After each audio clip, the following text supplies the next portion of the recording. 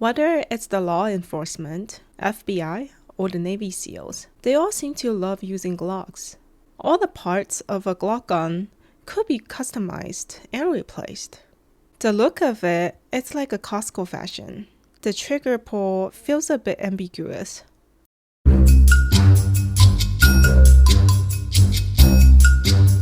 Today, I have got an unboxing of a Glock for you. Let's see what's inside. I don't know why I'm smiling at the camera. Maybe I'm excited to see you. Hello everyone. When it comes to buying a car, you would think of a Toyota. When it comes to buying a gun, the first thing that comes to mind is a Glock. Locked in the world of firearms, beneath its simple appearance, it's not just battle-tested, but also screams exceptional reliability. This makes Glock the top choice for many professionals and everyday consumers alike. Whether it's on the battlefield or for daily defense, Glock performs remarkably well. I had a Glock 43 before, but this time I got the Glock 20 SF. SF stands for slim frame. I will explain that later. Let's take a look what's inside.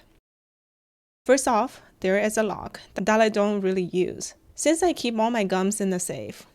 Still, I will keep it in the box, just in case I decide to sell the gun later. Then, Glock comes with two magazines, both 10mm.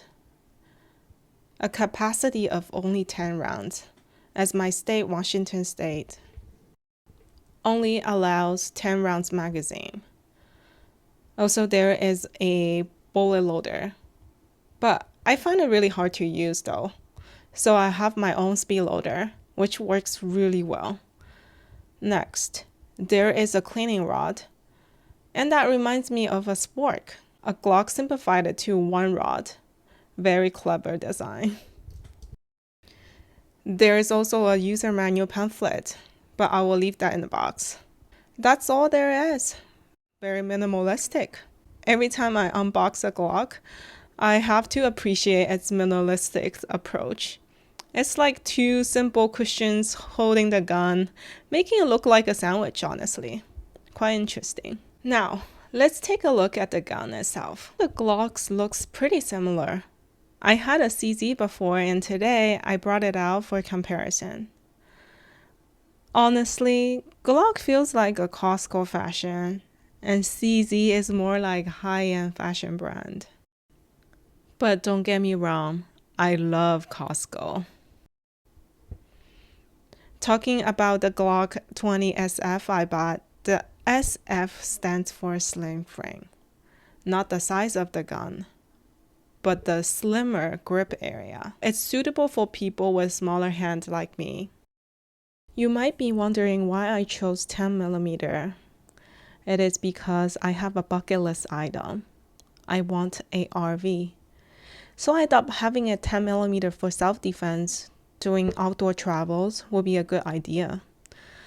So the 10mm is generally used for large animals, and using it against people is a bit too much. So this time I chose the Gen 3 because it's slightly cheaper than Gen 5, and the difference of the gun is minor. And Gen 4 is going to be discontinued by Glock, so that's not a choice. Let's take a look at Gen 3 and Gen 5. So apparently Gen 5 added front serration, and it also took away the finger grooves. And on top of that, Gen 5 seems a little bit shinier, and Gen 3 seems a little bit muted in color. Speaking of the weight, even though Glock looks a bit larger than the CZ, but they have the similar weight. Okay, let's put the snap caps in and try the dry fire.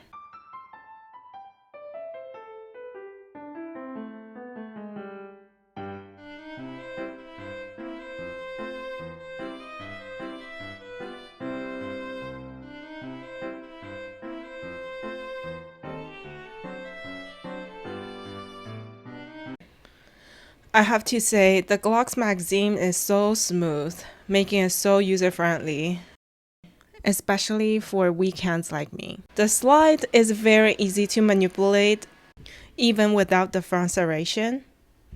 But the grip is a bit larger for my likings though. Still a little bit too big for my hand.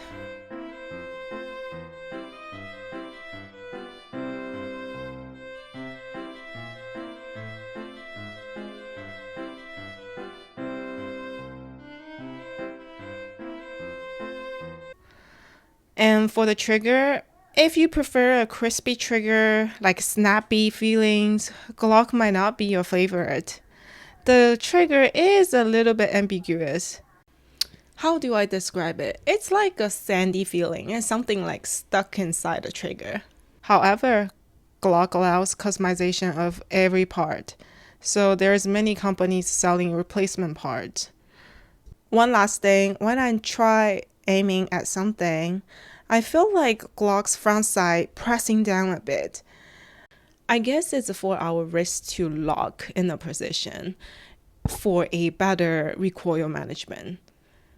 Alright, this will be my first 10mm handgun. I really like it and can't wait to try it in the range. Thank you for watching. Love you. Bye.